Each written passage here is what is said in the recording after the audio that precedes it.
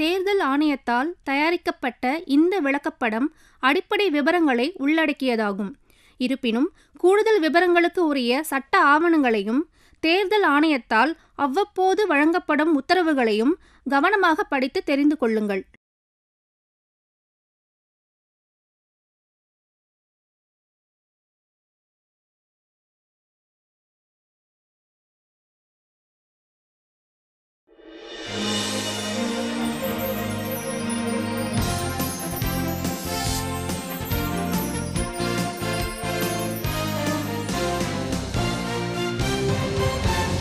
மின்னணு வாக்குப்பதிவு கருவியை பற்றி தெரிந்து கொள்வோம். மின்னணு வாக்குப்பதிவு கருவியின் மூலம் நாம் தேர்தலில் நிற்கும் வேட்பாளர்களிலிருந்து ஒரு வேட்பாளரை தேர்வு செய்வது மிக எளிமையானது. மின்னணு வாக்குப்பதிவு இயந்திரம் 3 மாதிரியாக உள்ளது. 2006க்கு முன்பு தயாரிக்கப்பட்டவை, 2006க்கு பின்பு தயாரிக்கப்பட்டவை, 2006க்கு பின்பு தயாரிக்கப்பட்டு மேம்படுத்தப்பட்டவை. வெளிப்புற தோற்றத்தை பார்த்தால் அனைத்தும் ஒரே மாதிரியாக இருக்கும். காட்சி திரையிலும் கூடுதல் பட்டன்களிலும் வித்தியாசம் உள்ளது. அனைத்து மின்னணு வாக்குப்பதிவு கருவியின் மாடலிலும் 2 அடிப்படை பாகங்கள் உள்ளன. ஒன்று பேலட் யூனிட் எனப்படும் வாக்குப்பதிவு கருவி, மற்றொன்று கண்ட்ரோல் யூனிட் எனப்படும் கட்டுப்பாட்டு கருவி. இந்த 2 கருவிகளும் இதற்கென தயாரிக்கப்பட்ட பிரத்யேக சைடு லாட்சஸ் கொண்டு பாதுகாக்கப்பட்ட பெட்டியினுள் வரும். இதனை இப்படித்தான் திறக்க வேண்டும். வாக்காளர்கள் வாக்குப்பதிவு கருவியை இப்படி பயன்படுத்தித்தான் வாக்களிக்க வேண்டும். இங்குதான் வாக்குச்சீட்டு வாக்குப்பதிவு கருவியில் பொருத்தப்பட்டு இருக்கும். வாக்குப்பதிவு கருவியும் கட்டுப்பாட்டு கருவியும் வாக்குப்பதிவு கருவியில் உள்ள நிரந்தர கேபிள் மூலம் இணைக்கப்பட்டு இருக்கும். ஒவ்வொரு வாக்குப்பதிவு கருவியும் 16 வேட்பாளர்களின் வாக்குகளை பதிவு செய்யக்கூடிய திறன் கொண்டவையாகும். இது நோட்டாவையும் சேர்த்து. அதிகபட்சமாக 4 வாக்குப்பதிவு கருவிகளை இணைத்து செயல்படுத்தலாம். இதன் மூலம் அதிகபட்சமாக 64 வேட்பாளர்களுக்கான வாக்குப்பதிவினை பதிவு செய்திடலாம். இது நோட்டாவையும் சேர்த்து. கட்டுப்பாட்டு கருவியின் மூலமாகத்தான் வாக்குப்பதிவு கருவியின் இயக்கத்தை ஆரம்பிக்க முடியும். அதன் பின்புதான் வாக்குப்பதிவு கருவியில் வாக்காளர் தங்கள் வாக்கினை பதிவு செய்ய இயலும். வாக்குச்சாவடியில் வாக்குப்பதிவுக்கு முன் வாக்குப்பதிவு கருவியையும் கட்டுப்பாட்டு கருவியையும் தயார் செய்து வைக்க வேண்டும். இவற்றையெல்லாம் மின்னணு வாக்குப்பதிவு கருவியினை இயக்கும் முறை பற்றி அறியும் போது விரிவாக தெரிந்து கொள்ளலாம். தற்போதைக்கு கட்டுப்பாட்டு கருவியில் உள்ள முக்கிய பாகங்களை தெரிந்து கொள்ளுங்கள். பவர் லேம்ப், பிஸி லேம்ப், காணும் திரை, வேட்பாளர்களை பொருத்தும் பிரிவு, முடிவு பிரிவு, வாக்குப்பதிவு பிரிவு. பவர் ஆன் சுவிட்ச் மற்றும் வாக்குப்பதிவு கருவியினை கட்டுப்பாட்டு கருவியுடன் இணைக்கும் சாக்கெட் குறித்தும் அறிந்து கொள்ளுங்கள். முதல்கட்ட பரிசோதனை. முதல்கட்ட பரிசோதனை எந்த ஒரு எலக்ட்ரானிக் கருவிகளிலும் இல்லாத பாதுகாக்கப்பட்ட பெரிய அறையில் செய்யப்படும். இதில் கைபேசிகளும் அடக்கம். பரிசோதனை அறைக்கு செல்லும் அனைத்து நபர்களும் கட்டாயம் மெட்டல் டிடெக்டர் மூலம் பரிசோதனை செய்யப்பட்ட பின்பே அனுமதிக்கப்படுவர். மாவட்ட தேர்தல் அதிகாரியால் வழங்கப்பட்ட அதிகாரப்பூர்வமான அடையாள அட்டையினை காண்பிக்க வேண்டியது அவசியம். மின்னணு வாக்குப்பதிவு கருவியின் முதல்கட்ட பரிசோதனை அங்கீகரிக்கப்பட்ட BEL அல்லது ECIL அதிகாரிகள் மூலமாக தேர்தல் அறிவிக்கப்படுவதற்கு முன்பாகவே மாவட்ட தேர்தல் அதிகாரியின் உத்தரவுப்படி செய்து முடிக்கப்படும். இப்பரிசோதனை அனைத்து அரசியல் கட்சி பிரதிநிதிகளின் முன்னிலையில் செய்து முடிக்கப்படும். இப்பரிசோதனை மாவட்ட தேர்தல் அதிகாரியால் உத்தரவிடப்பட்ட கூடுதல் தேர்தல் அலுவலர் அளவிலுள்ள ஒரு மூத்த அதிகாரியின் கண்காணிப்பில் செய்யப்படும். பரிசோதனையின் அனைத்து கட்டங்களும் முழுவதுமாக கண்காணிப்பு கேமரா மூலம் பதிவு செய்யப்பட வேண்டும். மேலும் மாவட்ட தேர்தல் அலுவலர் CCTV மூலமும் கண்காணிக்க வேண்டும். இந்த முதல்கட்ட பரிசோதனையின் போது மின்னணு இயந்திரத்தின் அனைத்து பகுதிகளையும் சுத்தம் செய்வதும், பழைய அடையாள அட்டைகளை நீக்குவதும், பழைய பதிவான ஓட்டுகளை நீக்கம் செய்வதும் செய்யப்படும். கருவியின் பல்வேறு பட்டன்களும் அனைத்து பாகங்களும் முழு சோதனைக்கு உட்படுத்தப்பட்டு சரி செய்யப்படும். அனைத்து வேட்பாளர் பட்டன்களும் அழுத்தப்பட்டு முறையாகவும் சரியாகவும் வாக்குப்பதிவு ஆகிறது என்பதும் ஊர்ஜிதம் செய்யப்பட்டு மாதிரி வாக்குப்பதிவுக்கு பின்பு பதிவு செய்யப்பட்ட அனைத்து வாக்குகளும் அழிக்கப்படும். அரசியல் கட்சி பிரதிநிதிகள் ரேண்டமாக கருவிகளை மாதிரி வாக்குப்பதிவு செய்து அவை சரியாக செயல்படுகிறதா என்பதனை கண்காணிக்க அனுமதிக்கப்படுவார்கள். 5% மின்னணு இயந்திரங்களில் குறைந்தது 1000 வாக்குகளை பதிவு செய்து பரிசோதிக்கப்பட வேண்டியது கட்டாயம்.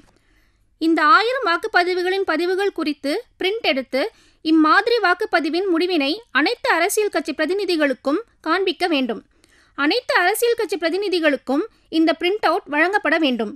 அவர்கள் திருப்தி அடைந்த பின் அவர்களின் கையொப்பம் உரிய பதிவேட்டில் பெறப்பட வேண்டும். பழுதடைந்த மின்னணு வாக்கு இயந்திரம் சரி செய்வதற்காக தனியாக வைக்கப்பட வேண்டும். பாகங்கள் உடைந்த மின்னணு வாக்கு இயந்திரங்கள் களத்தில் சரி செய்யப்படும். தொழில்நுட்ப கோளாறுகள் கொண்ட மின்னணு வாக்கு இயந்திரங்கள் தொழிற்சாலைக்கு சரி செய்ய அனுப்பப்படும். முதல்கட்ட பரிசோதனைக்கு பின்பு கட்டுப்பாட்டு கருவி தனிப்பட்ட எண் கொண்ட பிங்க் பேப்பர் சீல் கொண்டு சீல் செய்யப்படும். இந்த சீல் பட்டி நாஜிக் செக்யூரிட்டி பிரஸ் மூலம் வழங்கப்பட்ட சீலாகும். இந்த சீல் பட்டி கட்டுப்பாட்டு கருவியில் உள்ள வேட்பாளர் பொருத்தும் பிரிவு மற்றும் முடிவு பிரிவுக்கும் இடையில் ஒட்டப்பட வேண்டும். இந்த சீல் உடைக்கப்படாமல் இருப்பது இந்த கட்டுப்பாட்டு கருவியின் உட்பகுதியினை யாரும் கையாளவில்லை என்பதனை உறுதி செய்யும். பரிசோதிக்க வந்த பொறியாளர்கள் மற்றும் அரசியல் கட்சி பிரதிநிதிகள் இந்த பிங்க் காகித சீல் மீது கையொப்பம் இடுவார்கள். இந்த கருவியின் தனிப்பட்ட எண் மற்றும் பிங்க் காகித சீல் மீதுள்ள எண் ஆகியவை இதற்குரிய பதிவேட்டில் பதிவு செய்யப்பட்டு அரசியல் கட்சி பிரதிநிதிகளால் கையொப்பம் இடப்படும். இந்த பதிவேட்டின் நகல் அனைத்து தேசிய மற்றும் மாநில கட்சிகளுக்கும் வழங்கப்பட்டு அவர்களின் ஒப்புதல் பெறப்பட வேண்டும். மின்னணுவில் வாக்குச்சீட்டு பொருத்தும் பணி செய்யும் போதும் வாக்கு எண்ணும் போதும் இப்பதிவேடுகள் வைக்கப்பட வேண்டும். ராண்டமைசேஷன்.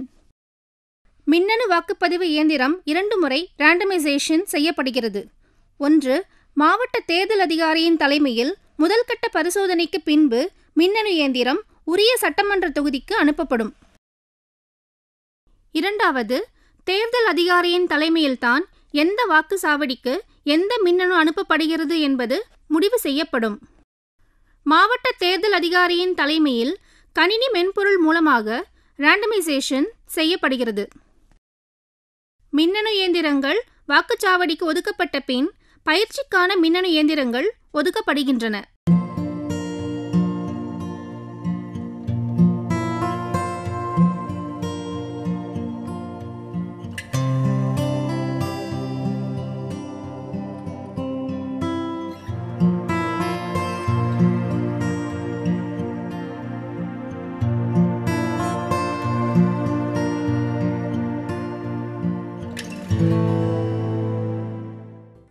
தேர்தலின் போது வாக்குச்சாவடியில் பயன்படுத்தப்படும் மின்னணு இயந்திரங்களின் பின்புறத்தில் பச்சை நிற ஸ்டிக்கர்கள் ஒட்டப்படும். பயிற்சிக்காக ஒதுக்கப்பட்ட மின்னணு இயந்திரத்தின் பின்புறத்தில் மஞ்சள் நிற ஸ்டிக்கர்கள் ஒட்டப்படும். சட்டமன்ற தொகுதி வாரியான இந்த ஒதுக்கீட்டு விவரங்கள் தயார் செய்யப்பட்டு அரசியல் கட்சி பிரதிநிதிகளுக்கு நகல் வழங்கப்படும். பயிற்சிக்கென ஒதுக்கப்பட்ட மின்னணு இயந்திரங்கள் சம்பந்தப்பட்ட அதிகாரிகளிடம் ஒப்படைக்கப்படும். தேர்தலின் போது பயன்படுத்துவதற்காக ஒதுக்கப்பட்ட மின்னணு இயந்திரங்கள் தேர்தல் அலுவலரிடம் ஒப்படைக்கப்படும். இந்த மின்னணு இயந்திரங்களை 24 மணி நேரமும் கண்காணிப்பில் உள்ள வைப்பு அறையில் வைக்கப்படும். வைப்பு அறை கதவின் பூட்டில் உள்ள சீல் மீது அனைத்து அரசியல் கட்சி பிரதிநிதிகளும் சான்றொப்பமிட அனுமதிக்கப்படுவார்கள். தேர்தலுக்கு முன் செய்யப்பட வேண்டியவை.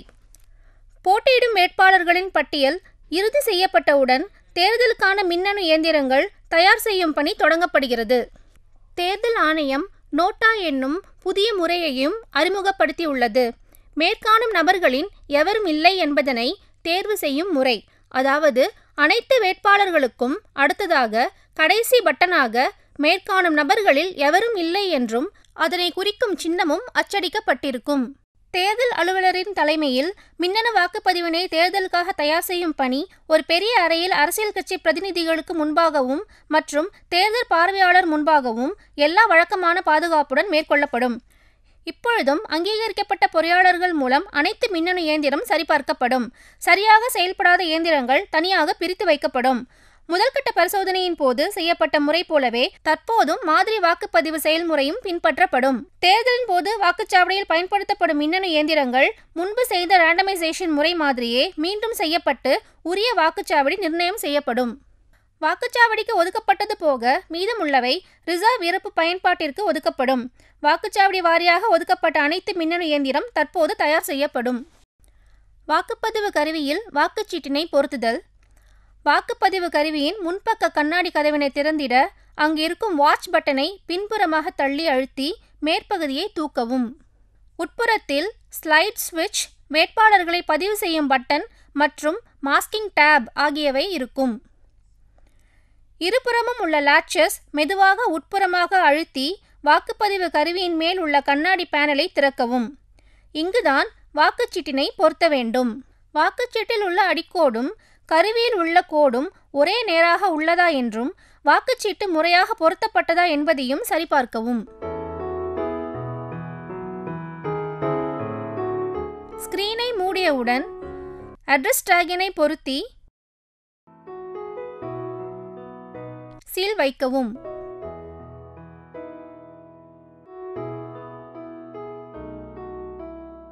ஒரு வாக்குப்பதிவு கருவிக்கு மேல் பயன்படுத்த வேண்டிய அவசியம் எழுந்தால் நீங்கள் வாக்குப்பதிவு கருவிகளை கேஸ்கேடிங் முறைப்படி தொடர்ச்சியாக இணைக்க வேண்டும். இதற்கான கனெக்ஷன் மூலம் இணைக்க வேண்டும்.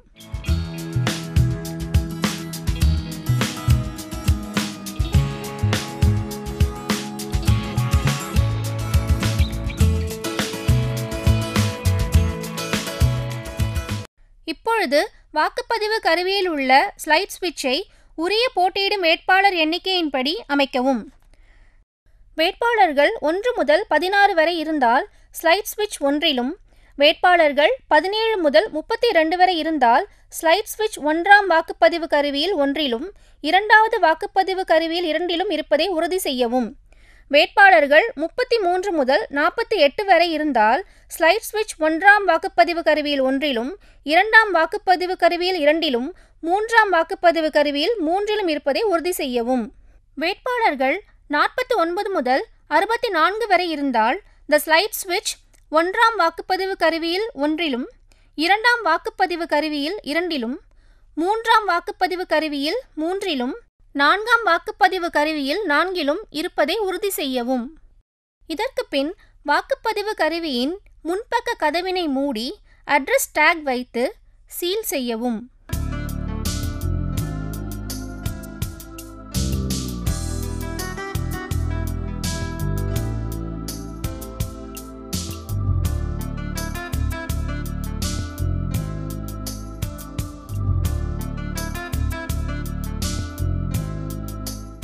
அதன் பின்பு வாக்குப்பதிவு கருவியினை நாசிக் பிரஸ் மூலம் தனிப்பட்ட எண்ணுடன் வழங்கப்பட்ட பிங்க் காகித சீல் கொண்டு 16வது வேட்பாளர் உள்ள பகுதிக்கு கீழ் அதனை ஒட்ட வேண்டும். ஒட்டும்போது வேட்பாளர் பட்டனை மூடாமல் பார்த்து கொள்ளவும். இப்படி சீல் வைப்பதினால் இந்த கருவியின் உட்பகுதியினை யாரும் சீலை உடைக்காமல் அணுகாமல் இருப்பது உறுதி செய்யப்படும். மின்னணு தொழிற்சாலையின் பொறியாளர்களும் வேட்பாளர்களும் அல்லது அவர்களுடைய பிரதிநிதிகளும் இந்த சீல் மீது கையொப்பம் இடுவார்கள்.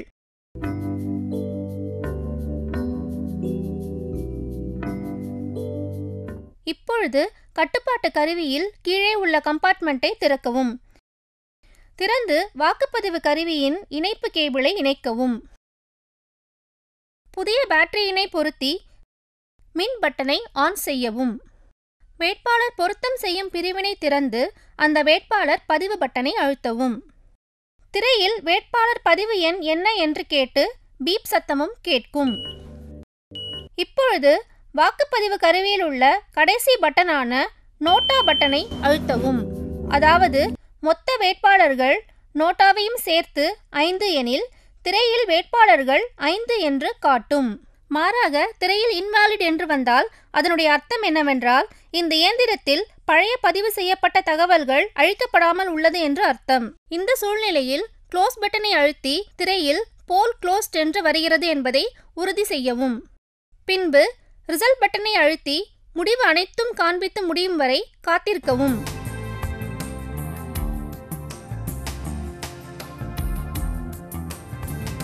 பின்பு கிளியர் பட்டனை அழுத்தி எண்ட் என்று திரையில் வரும் வரை காத்திருக்கவும். இதற்கு பின் வேட்பாளர் பதிவு செய்யும் பட்டனை அழுத்தி மேற்சொன்ன முறையினை மீண்டும் செய்யவும். இப்பொழுது கட்டுப்பாட்டு கருவியில் வேட்பாளர்கள் எத்தனை பேர் என்பது பதிவாகிவிட்டது. அதேபோல் திரையில் லிங்க் எரர் 1 என்று தென்பட்டால் அது நீங்கள் முறையாக இணைப்பு கேபிளை பொருத்தாமல் வேட்பாளர் பட்டனை அழுத்தியுள்ளீர்கள் என்று அர்த்தம். திரும்பவும் இணைப்பு கேபிளை சரிபார்த்து மீண்டும் வேட்பாளர் பொருத்தும் பட்டனை அழுத்தவும். இப்பொழுது கட்டுப்பாட்டு கருவியினை முறையாக சீல் செய்யும் நேரம் வந்துவிட்டது.